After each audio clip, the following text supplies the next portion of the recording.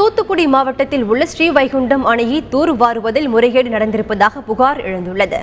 இதனைத் தொடர்ந்து தூர்வாரும் பணியை மேற்பார்வையிட அனைத்து கட்சி கண்காணிப்பு குழு அமைக்க வலியுறுத்தி தற்போது கடையெடுப்பு போராட்டம் நடைபெற்று வருகிறது. இதுகுறித்து நமது நெல்லை செய்தியாளர் சிவகுமார் தந்த தகவலை தற்போது பார்க்கலாம்.